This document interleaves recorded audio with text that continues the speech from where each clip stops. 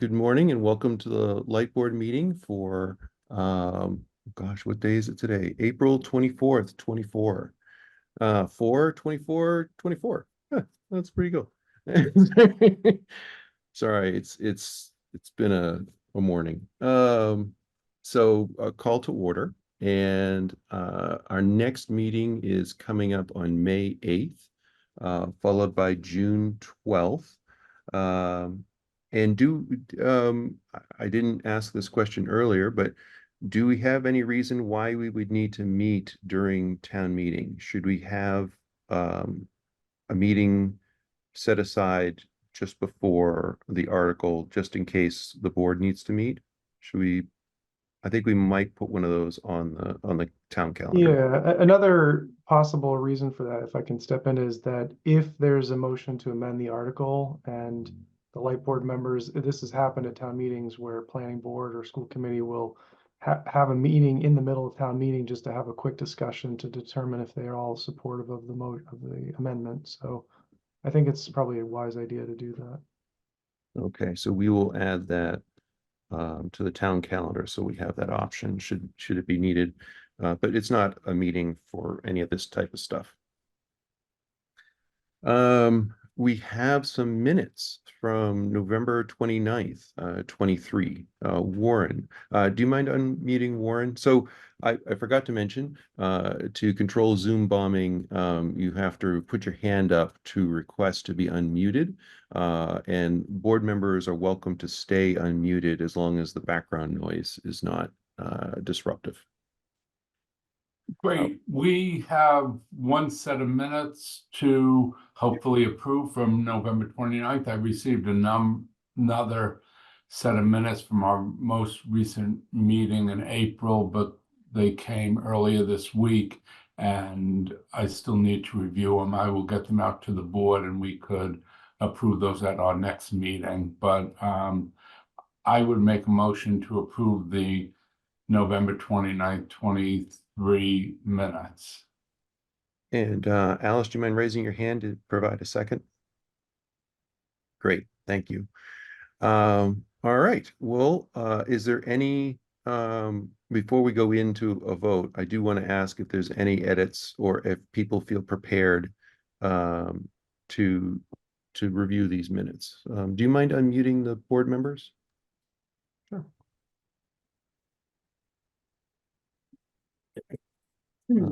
Alice, do you have any edits or concerns? The minutes are fine. John? No concerns. Okay, and Bianca? No. Great. So let's go ahead with a vote. Bianca, do you want to approve the minutes for November 29th? Yes. Alice? Yes. Warren? Yes. John? Yes.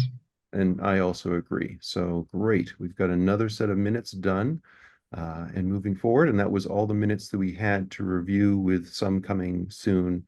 Warren hasn't had a chance to go through them. We're not doing updates. So I'm going to ask Jason if he'd like to go through the town meeting article to update the board on the latest and greatest on that effort. Take it away. Absolutely. Thank you, Brian. So there's been a lot that's happened in the last couple of weeks since the light board met on the 10th. We've had several public meetings and information sessions that we've had, and we've met with individuals and residents from the community and worked collaboratively with others. So I'm just going through my calendar because there's been a lot of events, but we had, on the same day as our light board meeting 2 weeks ago, we had the League of Women Voters warrant review session at 1 p.m. on the 10th of April. And at that meeting, we give a presentation similar to the one at the Solar Task Force that we had walked through as well. And there were a lot of good questions that were asked by the public. And so that was good. We got that footage was promptly posted to YouTube, which helped with outreach so that people were kind of aware of what the project looked like.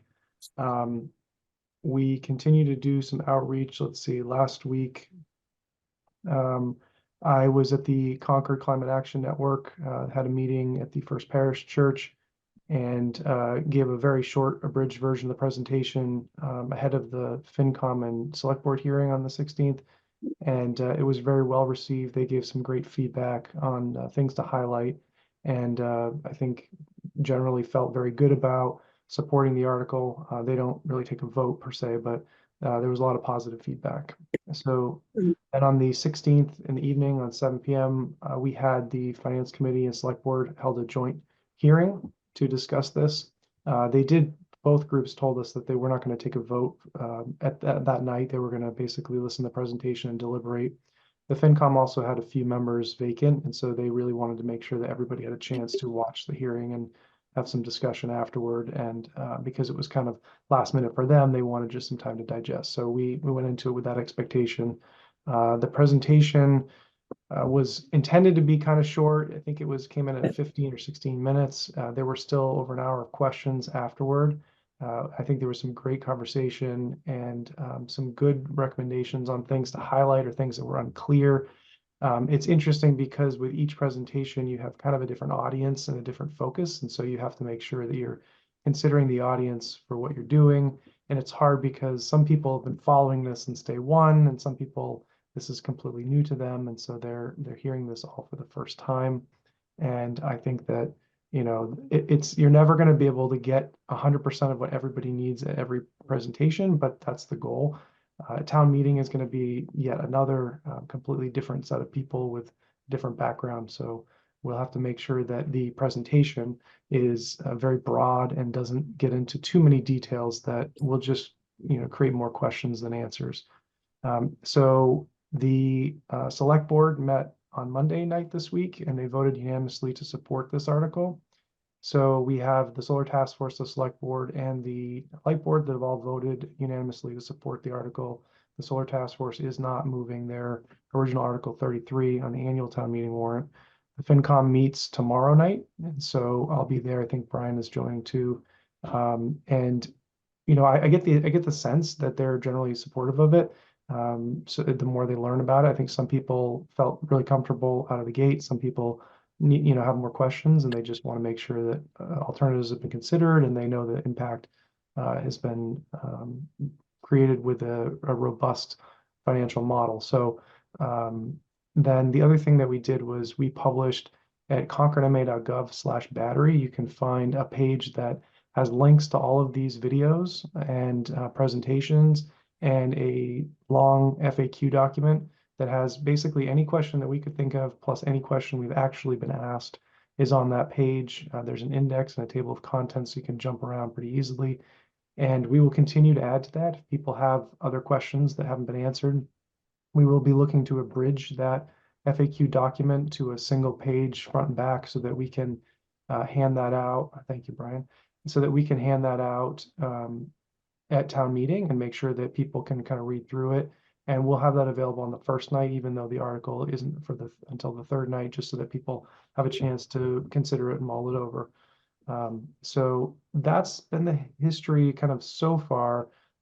What I do have is I have the presentation that we are hoping to present to town meeting. And I think we were looking to maybe offer that presentation. It's under 7 minutes to the board today, and then solicit feedback and, you know, ask, you know, from a layperson's perspective, does this convey the pertinent information to you guys? And do you think that the average citizen who's showing up at town meeting, this would make sense to them? And is there something we need to add or take out? So, Brian, are you okay if I move into the presentation? Yes, I just want to share my thoughts on the Sure. questions we've been getting. I'm surprised at the number of operational questions that we're getting. I worked with Laura and Jason on the hearing presentation, and I had suggested to kind of focus it on the financing, as that is generally what they're interested in. But if you watch the hearing, there was lots and lots of questions about trying to understand what we do operationally and why it's needed and what alternative technologies out there. I'm unsure if it's just general curiosity in the topic or if it's people feeling that they want to influence what is going on. So Yeah, I was surprised at how many people have a strong level of interest in deployment of batteries and then how it all comes together. But Jason, yeah, it would be great if you took some time to do the quick 7-minute presentation, and then we'll talk to the board about their thoughts and answer questions. All right, sounds good. Let's see here. All right, can you see the screen, Brian? I can. All right, great. You just start the little timer so that I've done this 5 times, but the data doesn't hurt. So, hello, my name is Jason Bulger. I'm the interim director of the Concord Municipal Light Plant. The light plant has been providing safe and reliable electricity for over 125 years. We are praised for our professionalism and our ability to fulfill the town's goals of decarbonization, as well as our response time when there's trouble. We are looking to purchase a utility-scale battery storage system to address vulnerabilities on the distribution grid to ensure we can continue to provide safe, reliable, and clean power to all residences and businesses in Concord. This project seeks borrowing authorization from the town for up to $10.4 million to be repaid by ratepayers, but we will be looking to borrow only what we absolutely need. The final project will be vetted through a public process with opportunities for further input. Let's take a look at the need and why we have it now and it has emerged and requires urgent action. On one of its 2 circuits, Concord currently generates a peak of about 7 megawatts of solar production. This is excellent and completely in line with the town's goals of developing a diverse carbon-free portfolio featuring in-town solar and allowing private residences and businesses to benefit from their own clean electricity. But at times during the spring and fall, the amount of electricity that Concordians demand only exceeds our solar output by a little over 2 megawatts. That's just a little over 1 megawatt from the danger zone when our power protection devices may not work correctly and could result in permanent damage to transformers and other equipment. While we had a plan to address this over the next couple of years, at the end of January 2024, the state announced that the MCI Concord would be closing. They steadily use between 6 and 8/10 of a megawatt of power. That reduction would be putting us so close to the danger zone that we are a car accident or minor malfunction away from a serious power issue. Next, we have several commercial and educational customers who wish to add more in-town solar. And while we do require batteries for very large solar arrays, we are the distributor of electricity and need to have the resources to ensure the reliability of the service that we offer. Here you can see electricity usage on an April day just a year ago. That black line represents the number of megawatts of power we delivered throughout the day, with time on the x-axis and megawatts on the y-axis. Now I'll overlay on top of that the amount of solar we produced that day, the large orange hill in the middle of the graph.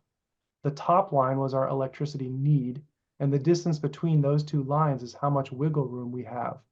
We need to maintain at least 1.25 megawatts of minimum load for our equipment to function properly. Now you can see what happens when MCI Concord's load drops off, represented by the white and blue hashed band. The gap showing the load flowing from the grid outside of Concord will drop by about 2/3 of a megawatt. Even if this property gets redeveloped, it will likely come with additional solar and will not help increase the demand of this circuit. And if Concord adds another commercial solar project or a few years of residential rooftop solar, you can see how much the orange hill rises to include that gray area. At this point, we will see power protection systems fail and transformers and personal property be in jeopardy. So what would a 5 megawatt, 15 megawatt hour battery do? It would lop off this much of the curve and give us substantial breathing room. We could even follow the actual demand and further reduce the gap between our solar production and that top line. The good news is that financial modeling, with interest rates and discount rates more conservative than those used for recent projects, show this as having a $3.1 million net present value at the end of 20 years. The average homeowner will save hundreds of dollars over that time period and only see a slight increase on their bill in year 1. The way we make money with this battery is by using it to lower the total load draws from the ISO New England power grid. These transmission costs are multiplied across our annual usage so that even a slight decrease in our peak load will result in dramatic savings the following year. You can see here how when we're not using the battery to absorb solar saturation, we can use it to discharge to reduce our need on the grid power. But why are we buying this size battery and not something smaller? With Inflation Reduction Act credits, we will get $2.6 million taken off the $10.4 million, resulting in an out-of-the-door cost of $7.7 million.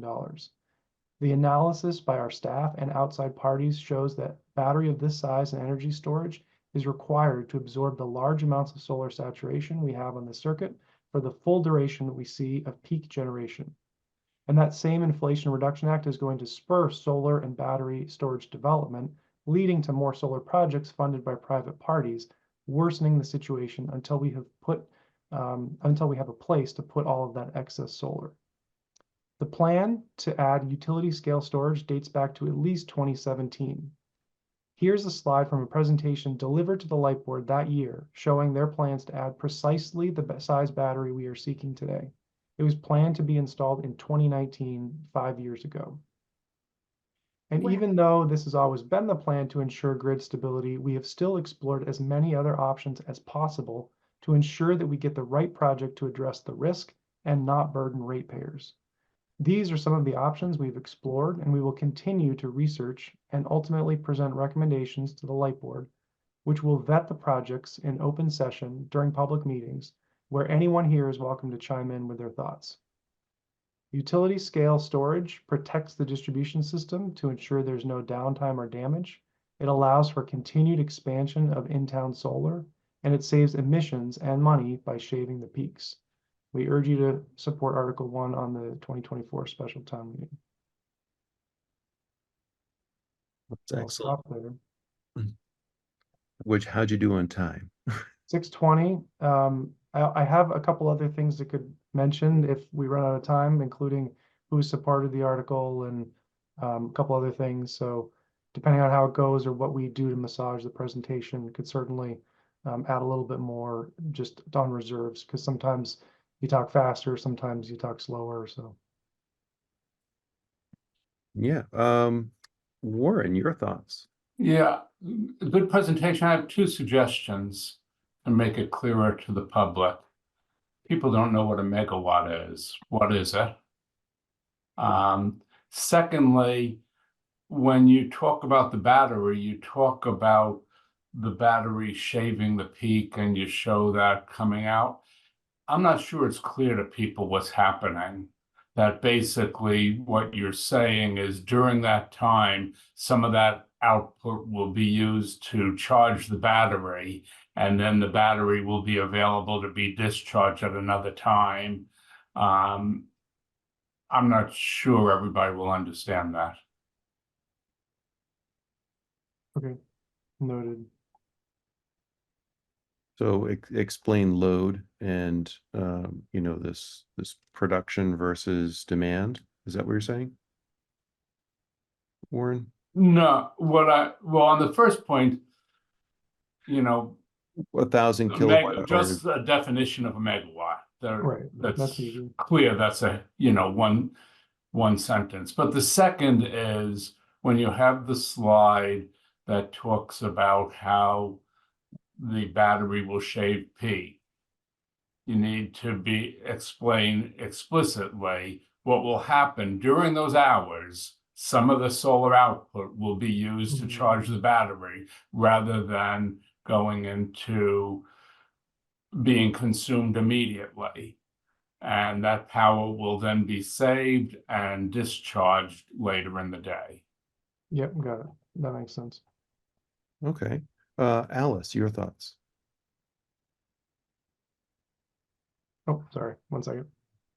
Yeah, and Dinos, we're going to do board members first, and then we'll see if we have time, and I believe we will, to do public questions. Thank you. So first of all, I have to say I heard several of your presentations, and I find it was so incredibly well done, and it explains the story. Whether there are nuances here or there, and how we explain things will always be the question. But I have to say you did a stupendous job, both at, Oh, I thank you. think I heard you at the league meeting, I heard you at the select board meeting. So I just want to commend you for Oh, an thank you. incredibly well thought out, presentation. So here are my thoughts. It's a very expensive project at a time when I know the finance committee is very worried about our spending. And I think that, yes, Brian, you are hearing from the choir of people who follow the light board intensely and may have very specific questions about the technology. When you go to the general meeting, I think $10 million price tag is going to be a huge one for people to grasp. We look at a slide that shows that had we followed through on plans from 2017, that would have been $4.5 million.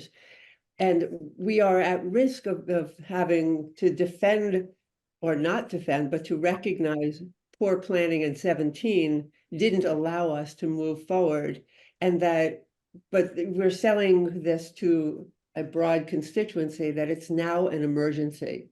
Mhm. And, you know, what it looks like on the public sphere is that we should have done it a long time ago. It wasn't urgent at the time. It was good planning to harden the grid and to preserve our, you know, to start working towards our climate change plan for managing the grid. And here we are stuck with an emergency. So I just think we have to think about how we make that presentation understood, that that's sometimes what happens. You move from a wish list to an emergency. This one, we can actually pinpoint what caused an emergency, and it wasn't us. We were still on track to consider how we're going to manage the grid, but this forced us to move really quickly by, you know, the closing of MCI. And then the question that I think I may have asked Brian during the couple of weeks when we were emailing back and forth or texting was that, is there any chance the state will share in any of the cost? Because they were working on a plan without notifying or involving the community or us, you know, the light plant. In the decision to close the plant, we were basically told at the very last end that they're going to close the plant, which I understand that the town, that the state had its own fiscal concerns to manage, and which was part of the reason they were closing MCI. It's a poor facility, and as you know, I've worked there for 15 years. So I know what the buildings and I know what the system is like.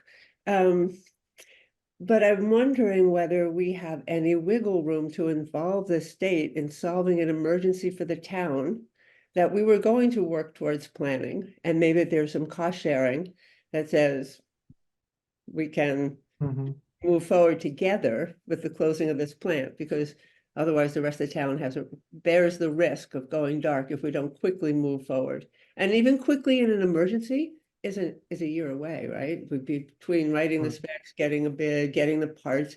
We heard from Dave for a very long time that parts were backlogged for a year or more, and maybe that's gotten better with the supply chain issues. But there were all these stops that along the way that said we can't move quickly. Mhm. So those are my general questions. You have done an outstanding job in presenting this to the public. Yeah, so the state giving money based on the closure MCI, I get the request, but I also don't see why the state would feel obligated because it's their demand for electricity. It's not, you know, we can't require a customer to keep buying a product when they don't need it. So it's, I don't see state funding coming for that reason, but I don't mind asking. Yeah, I'd be happy to reach out to them. And I also, one of the suggestions we got recently from the FinCom, from a FinCom member was, can we ask them to continue the load, you know, for some period of time, even when they don't need it?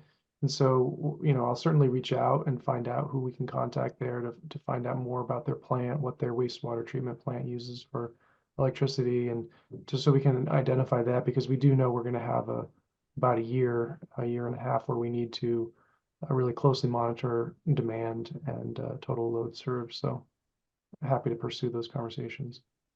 Yeah, and just to inform the board, we also reached out and met with a commercial customer and about adding load during these hours during the next year.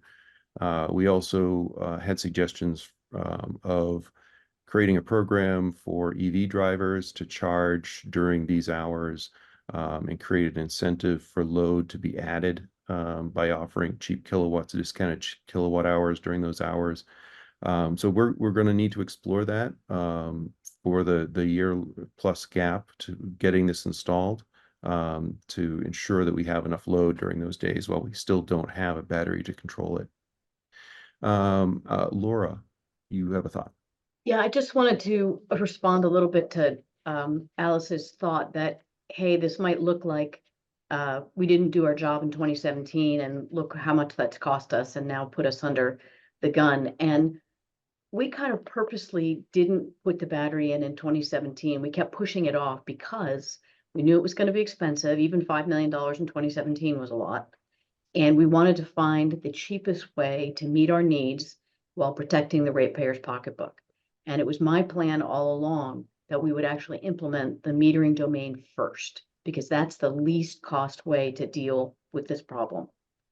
But the timing issues involved with that and the requirement to have the SCADA in place before we can make the metering domain operational has made this look like that's going to take longer than a battery would. And so the closing of MCI, sort of shifted the emphasis. Rather than going metering domain first and then battery, it's looking like we really need to do the battery first and then the metering domain. But we were purposely not doing the battery to try to save ratepayers money, basically. Great. Bianca, do you mind unmuting Bianca, Jason? Yeah, I just did. Great. Yeah, so I'll respond to both Alice and also on Laura's side. And Laura, just I don't think you are not to blame for any of this at all. But I do certainly believe that we had some lethargy on the side of the former director. There was absolutely nothing moving. So, we are where we are. And I think that the real problem is MCI, right? Because if MCI were still here, we wouldn't be in an emergency, So there's absolutely none of the staff are to blame for any of this. I think the board fully agrees that everybody that we are lucky to have, and you have all been doing a phenomenal job. And then to Alice's point on asking for some help, I think that's totally valid. And I don't think that, that MCI is just another customer. It is a government customer. We are part of there is a cooperation between federal, state, and local. And there may be ways to get support. I also wonder if there wasn't a contract that we can look at to see what the terms of the contract were and how much notice was to be given if they were to pull out. Because this is not just any customer. I mean, this was I think it was a 4 megawatt facility. Certainly its presence on our distribution grid and its exit from that would be significant both in and out. So that's just a thought. Great. John, you have some thoughts. Yeah, just one area I think that's worth considering. And one of the things I saw in the presentation was the idea of reducing output from customers was illegal or unsafe. I can see how that could be an issue for rooftop solar customers where there's no configuration for that. But it does seem like I imagine that there are some larger solar projects that are on this circuit where there would be an opportunity to conceivably, if system conditions warranted, to have an agreement where they would cease to produce during periods of kind of critical oversupply. The So, other thing, yes. so we did explore curtailment and the contracts we have with Kearsarge, and they require a very extreme uh, problem for us to deny the production. There's penalties in their revenue from the sale of the kilowatt hour, but more importantly, they don't get to produce the rec that they can sell, the SREC. Yeah. So the contract is written in a way that really favors Kearsarge producing as many kilowatts as possible. Sure, you're gonna have to pay them their foregone revenue, and that might not be economic. But I think, okay, so that's, I'm glad that that was explored. The other thing I think that does need to be considered, if we're adding new large solar customers, that there should be a provision in that contract, which would allow the light plant to essentially during emergency conditions, which you probably would have to constrain the number of hours to which the light plant could exercise this option, but the light plant would be able to curtail the output of the project. I mean, that's to me just good, prudent business practice, and I think even without this problem, it would be appropriate to have such provisions in our contracts moving forward. Yeah, I think adding that provision in the interconnection process might be something we haven't explored yet that we should. Warren, your thoughts? Well, Alice, I think, had her hand up first. I've assumed that Alice forgot her hand is Oh, up. okay. Yeah, okay, thank you. This is something of an aside, but I was down at a meeting in DC last week, and I was speaking to someone from Sandia National Laboratories, and they have a significant energy storage battery program where they provide advice, have up till now provided advice to state governments on battery storage projects. And they've just opened that up to municipal utilities.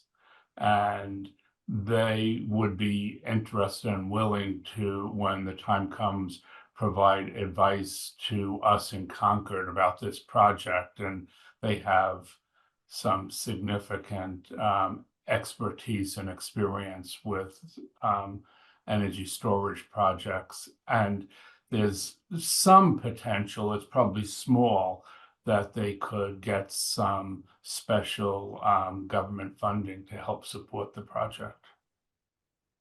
But at least you would get review of the project and information on design of the specs for it. Yeah, I saw a DOE program, the C2C, that is it sounds similar to what you're describing. I've just Right. shared that with Jason and Laura. Yeah. You know of that program? Yes, that's something different, but yeah. Okay, all right.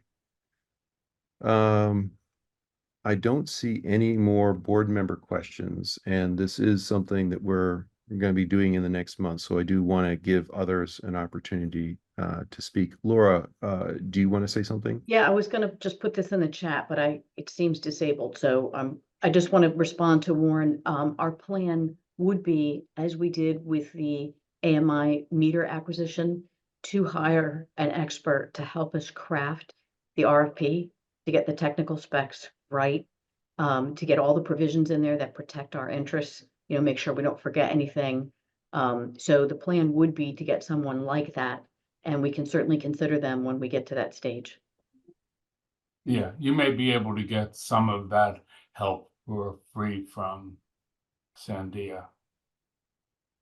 Yeah, I'd like to meet with you, Warren, to talk about this kind of idea.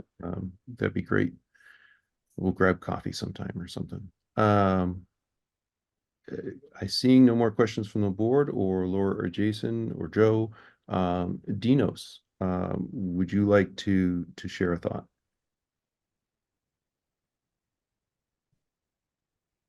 I think you're unmuted and able to go ahead.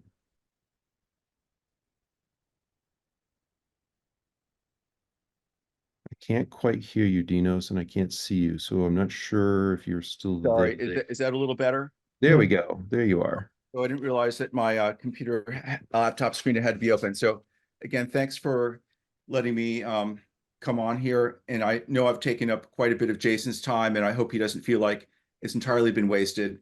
No. I did have a question that just occurred to me, and actually I feel quite badly that only just thought about it, because I really should have thought about it much sooner. And that has to do with the forced outage rate for the batteries. And I don't know if you've got any specs from any of the vendors on the forced outage rates, but the batteries do have them. And I think I did a project once on grid resilience for microgrids where the forced outages for the batteries were, they were a factor. They weren't a huge factor in my particular project, but they had to be taken into account. And the thing is, if you're comparing the benefits to the grid for the batteries with a forced outage rate of say 5% or 4%, which is probably about what it would be, to what you would get from upgrading all the breakers as you would have in the metering domain where you have a lot of built-in redundancy, it seems that if you're relying on a critical function to protect equipment, that you can't have a system where with a forced outage rate and then a single point failure with no redundancy, that just doesn't seem like good utility practice. So I don't see how you, with a forced outage rate of 5% and a single battery that protects the entire grid from low flows, that can really achieve the goals that we're trying to obtain here of protecting the system where you have breakers that are still the old, type that are 50 years old, or for that matter, where you're trying to expand solar in town and prevent there being from reverse flows into the Eversource transformers, because again, that forced outage rate, it can occur at any time and it's just not predictable. So it would seem to me that the batteries look very promising for peak shaving. And I'm, pleased to see the progress in the financial modeling and have it pinned down and made more conservative. So I think it would be fabulous to advertise several $100s of rate reductions per year to the ratepayers. I think that would be the prime justification. But if there's a forced outage rate and a single point failure problem, I just don't see how they can be used to It's a suitable backup that's reliable, following good utility practices. And unless somebody has a good explanation for that, I think we might need to change a course correct. So Dinos, again, this is belt and suspenders. So the battery has always been in our plans. We're just moving it up because it is another level to protect the substation.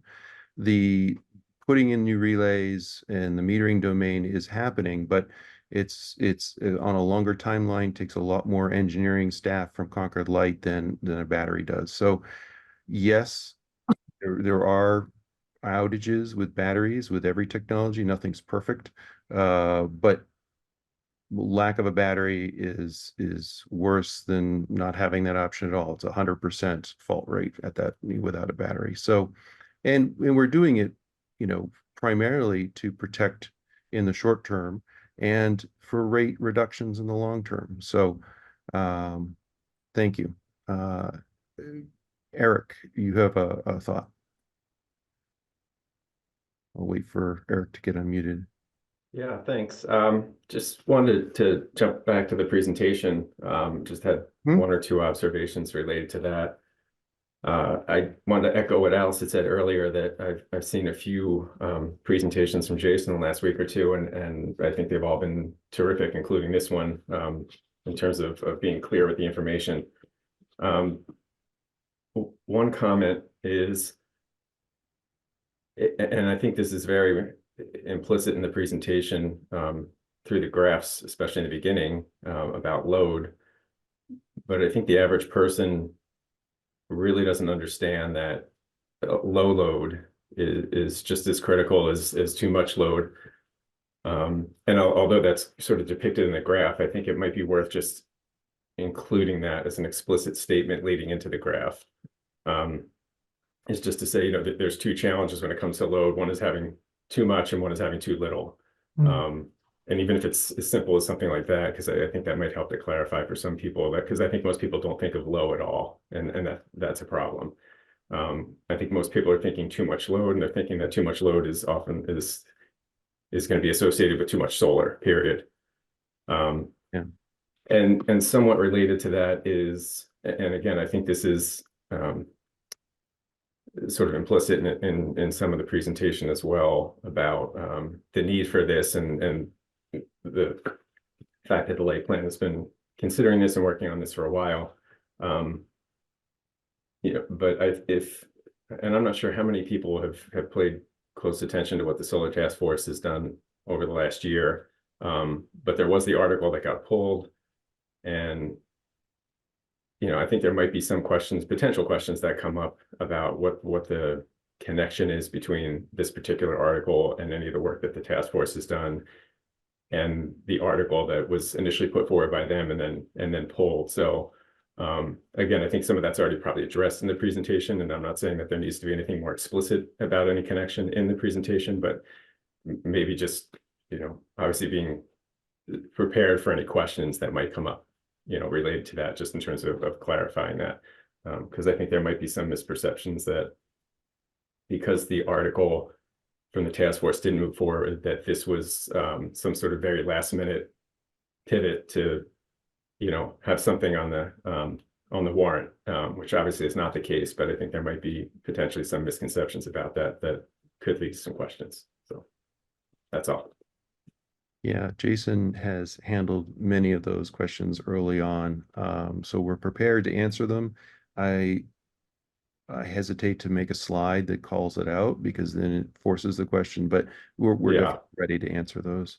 Yeah, I agree, and I wasn't suggesting that, and I know that Yeah. it's something that's probably been considered. I guess I was just sort of emphasizing that point that those questions could come again.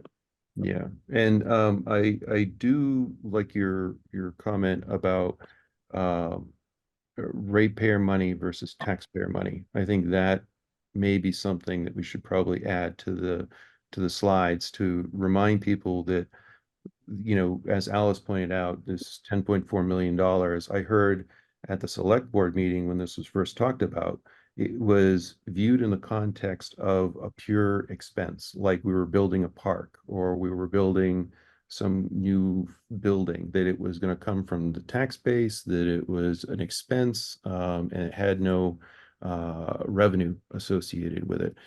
I think we do need to kind of highlight that this money does have a return related to it, and that we've used different modeling. We've heard from people like Dinos about discount rates that have made that more rigorous, and it's still in the positive over the project's life. Wendy, you would like to share your thoughts. All right. Okay, that worked. Thanks, Brian, and thanks, Jason. I have to say, Jason, you do a phenomenal job presenting, and I've seen every iteration, and every time you do it, you've listened to people's comments and you've integrated them. So you've done a fantastic job. Just two quick things. One was, it was good to flash back to the strategy, but what did strike me when you went to that utility scale slide was that the cost number there was 4.5 million with an expectation that the cost decrease. Now, I know it's not decreased at all, but when people see 4.5 and then they see 10.4, just a good reminder that the 10.4 is an all-in cost. It includes insurance, installation, and all that stuff. So, because people just might see that number and say, what? Why is it double? So I think that's helpful. And then I guess the other comment is having an FAQ at town meeting is fantastic. So all these very detailed questions, you can refer people back to those questions. Exactly. And many of these things that come up are going to come up in the Q&A at town meetings. So don't feel obligated to get to all those little nitty gritty details because they're going to come up in questions anyway. So thank you, but nice job. Wish you luck. Yeah. So Jason and Laura, what would you think about changing the 2017 slide I to agree. the Gantt chart that we have about Yeah. all the projects? I had 3 different options, so there's Okay. definitely plenty of presentation options.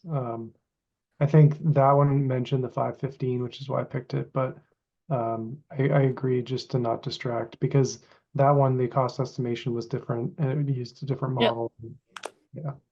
And it was before a lot of the other MLPs started putting in batteries. Right. Dinos, Oh, wait, I'm you have muted. another thought? Sure. I just want to, again, I appreciate your comment that that we've made the financial model more conservative in showing return, and that does show a good economic basis for this project.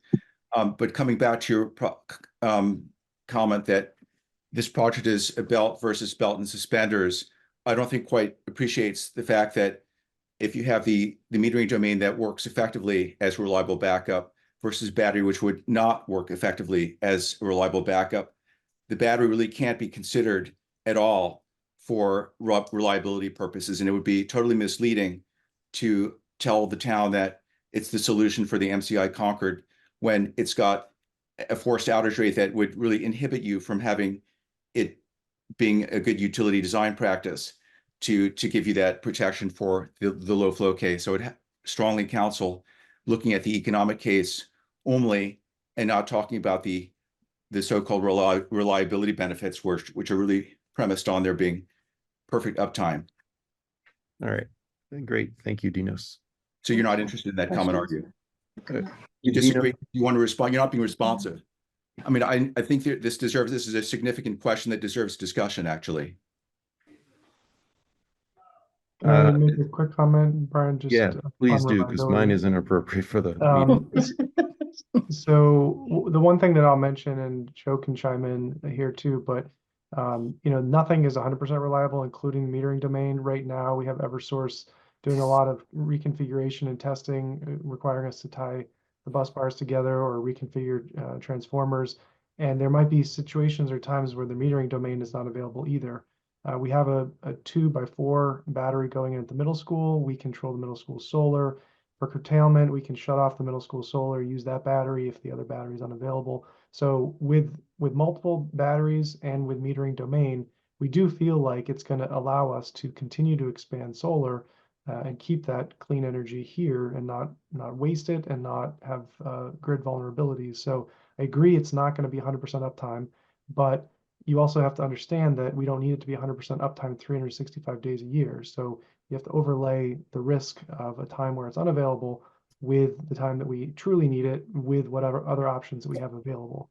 And so we just believe it's one more approach we can use to continue to allow the current development of solar. If we don't, then we just have to stop it in its tracks. And a lot of private people are willing to pony up money to do this to meet Concord's goals.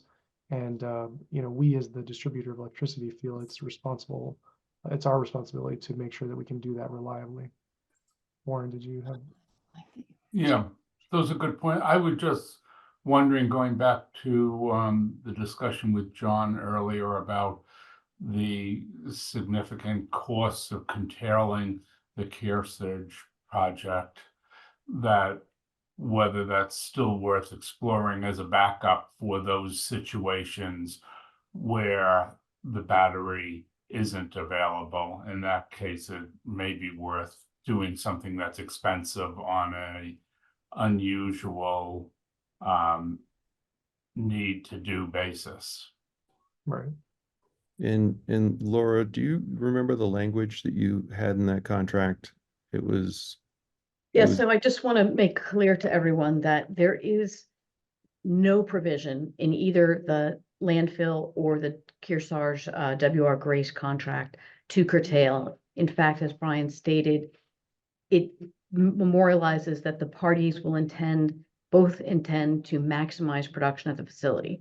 And that's the intent and the goal of the contract. So whatever we do is going to have to be a renegotiation. Okay, there's no provision in the existing contract. I'm not saying we couldn't do a renegotiation.